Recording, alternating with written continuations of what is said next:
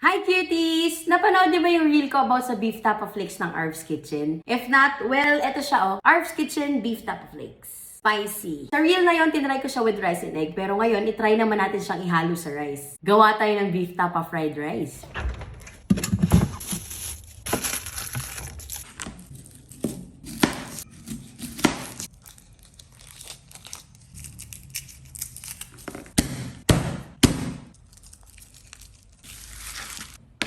Note lang na actually, ready to eat na to. Pwede nyo nakainin as is. But since na-try ko na siya on its own, try naman natin ano magiging result if lulutuin natin kasama ng rice. Kagandahan dito, pwede mo i-stock sa house kasi 3 months siya tatagal. Ito pala is yung spicy version, which is perfect for me since mahilig ako sa spicy. Pero meron din itong classic na variant. Ayos tong ulam na to kasi healthier and upgraded version ng mga dilata. Convenient kasing kainin anytime and anywhere. Perfect pambaon sa work o kaya naman sa house pag natakam ka lang o naghanap ng ulam.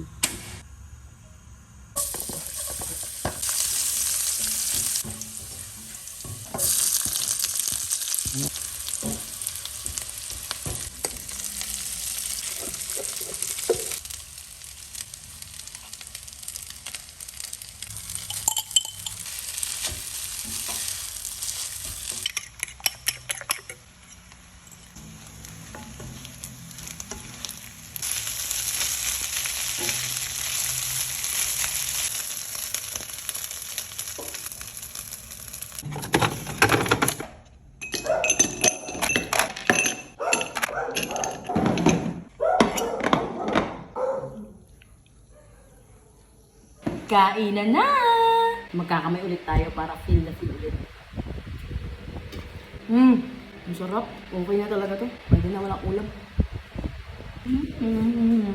Hindi ko na to nilagyan ng kahit ano pang spices, salt, pepper, wala na. Pero pwede nyo pang lagyan. Sarap ng pagka-spicy niya. Nakakagana. Bali itong isang bottle good for 2 to 3 servings. Kung mag-isa ka lang tapos may natira ka, pwede kang gumamit ng serving spoon.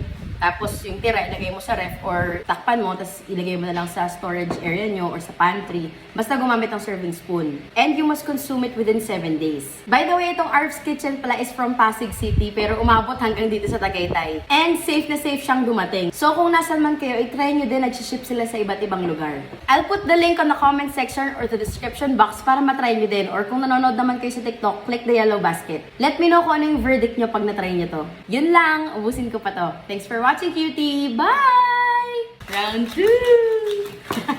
Ang sarap!